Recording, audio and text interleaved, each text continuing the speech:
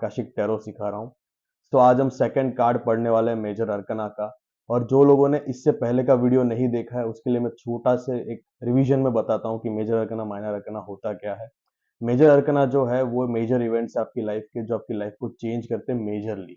जैसे कि आपका मैरिज हो जाना, आपका जॉब में प्रमोशन हो जाना, जॉब में से फायर हो जाना, कोई आपको चीट कर आपका ब्रेकअप हो जाना, ये जो आपके इवेंट्स है वो लाइफ को मेजरली इम्पैक्ट करते हैं। इसे हम मेजर अरकना बोलते हैं। लेकिन ऐसे इवेंट्स जो लाइफ को माइनरली इम्पैक्ट करते हैं उसको मायने रखना बोलते हैं। जैसे कि वॉशिंग मशीन खराब हो गया, आपकी गाड़ी खराब हो गई, आपका फ्रिज नहीं चल रहा है, आपका टीवी खराब हो गया, तो 2-3 दिन के लिए आप डिस्टर्ब रहोगे, 1 दिन के लिए आप डिस्टर्ब रहोगे, उससे मेजरली आपका लाइफ इम्पैक्ट नहीं होगा।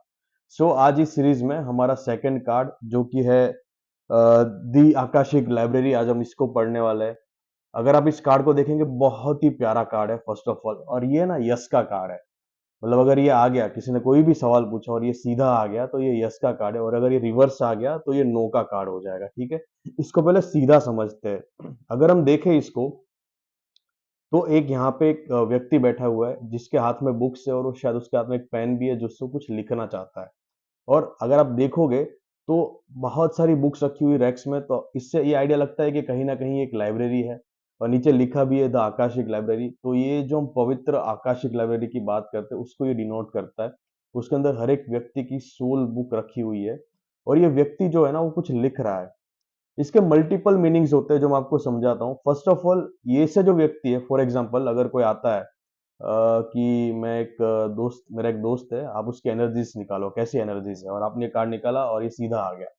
तो सबसे पहले तो वो कहीं ना कहीं राइटर है, पब्लिशर है, उसको लिखना पसंद हो सकता है, उसको कंटेंट क्रिएट करना पसंद हो सकता है। वो कहीं ना कहीं हम ऐसा बोल सकते हैं कि उसके अंदर क्रिएटिविटी है जो कि शायरी के फॉर्म में, राइटिंग के फॉर्म में, पोएम्स के फॉर्म में बाहर निकलेगी। ठीक है, तो एक क्रिएटिव इंसान है और एक राइटर इंसान है। ठीक है, सेकेंडली एक और चीज को डिनोट करता है कि आप जो मैनिफेस्ट करते हैं, ठीक है, हम ऐसा मान सकते हैं कि ये जो व्यक्ति है उसके अंदर ताकत है अपने फ्यूचर को बदलने की, मैनिफेस्ट करके, आइदर हील करके अपने ट्रॉमास को। ठीक है, बिकॉज आप देखिए ये लिख रहा है कुछ, हो सकता है कि अपना मैनिफेस्टेशन लिख रहा हो। ठीक है, तो इसके मल्टीपल मीनिंग्स होते हैं। आपको जो भी इंट्यूशन आता है, मैं हमेशा ये बोलता हूँ कि जब भी आप किसी कार्ड को देखते हो, आपको जो फर्स्ट इंट्यूशन आता है ना, वही आपका सत्य है, वही आपको क्लाइंट को बताना है। अब देखो फॉर एग्जांपल मैं इसको डिफरेंट डिफरेंट सिनेरियोज में इस कार्ड को बताऊंगा। उससे पहले मैं कुछ एलिमेंट्स बताना चाहूंगा।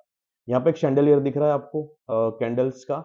ये इंडिकेट करता है कि ये जो भी पर्सन है वो थोड़ा क्लासी है। देखो शैंडलियर्स हर किसी के घर में नहीं होते। ठीक है, कुछ ऐसे रिच पीपल बोल लीजिए, या कुछ ऐसे लोग होते हैं जो क्लासी है, जो थोड़ा स्टैंडर्ड ऑफ लिविंग मेंटेन करते हैं, उसके ही घर में शैंडलियर्स होते हैं। और आप देखो कि यहाँ पे एक सीढ़ी दिख रही है जो ऊपर की तरफ जा रही है। ठीक है, तो ये इंडिकेट करता है कि कहीं ना कहीं ये ऑलवेज प्रोग्रेसिव नेचर के रहेंगे, प्रोग्रेसिव थॉट के रहेंगे, और ऑलवेज इनका लाइफ जो ऊपर जाएगा।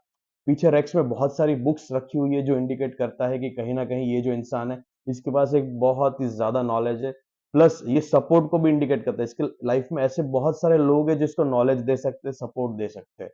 और यहाँ पे आप देखोगे कि उसके बुक्स के बाजू में भी एक कैंडल रखा हुआ है जो इंडिकेट करता है कि कहीं ना कहीं ये जो व्यक्ति है ये सोर्स ऑफ लाइट है। मतलब इसके अंदर love and light and neither की रिवेंज है इसके अंदर। ठीक है, तो ये एक बहुत ही प्योर सोल को डिनोट करता है। अभी फॉर एग्जांपल कोई आपको पूछता है कि यू नो ये एक लड़का है, इससे मुझे शादी करनी चाहिए या नहीं करनी चाहिए, और ये कार्ड सीधा आ गया, तो ये यस का कार्ड है।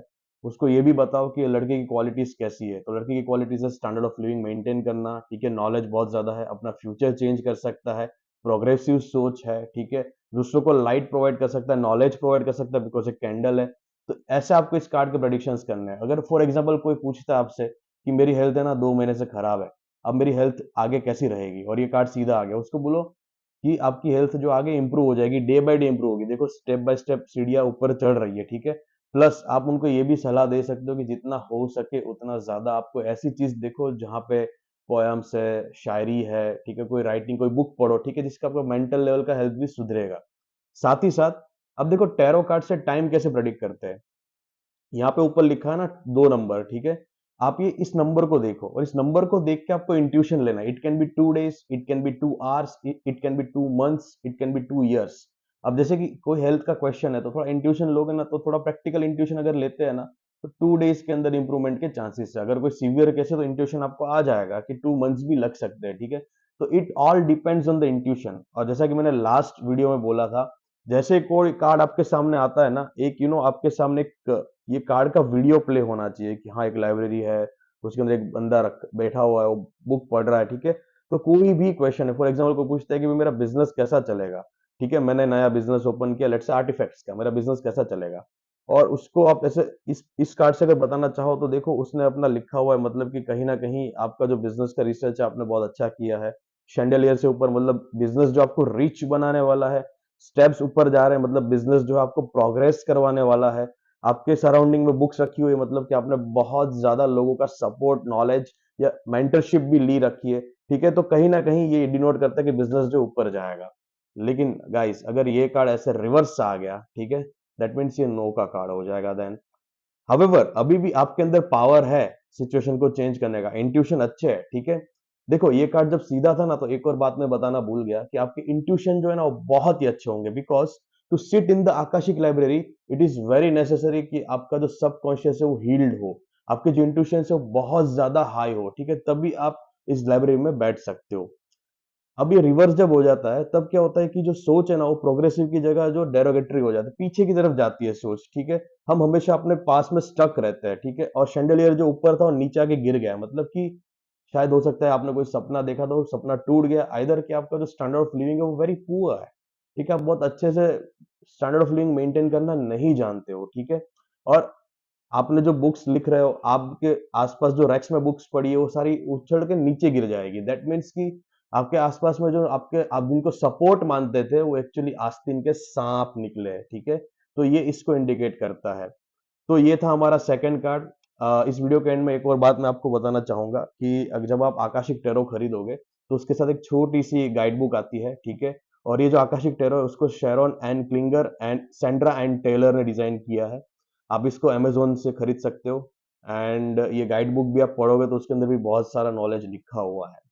तो इसी के साथ इस वीडियो को एंड करते हैं। आई होप आपको अच्छा लगा हो, और आप अपने लेवल पे इसके रीडिंग्स डालिए, ठीक है, कार्ड्स को निकालिए और मेरे को कमेंट में जरूर बताइए कि आपको कैसे आंसर्स आ रहे हैं, ठीक है, आप कितना इंट्यूशंस ले पा रहे हैं। Thank you and follow promise.br on Instagram. Thank you.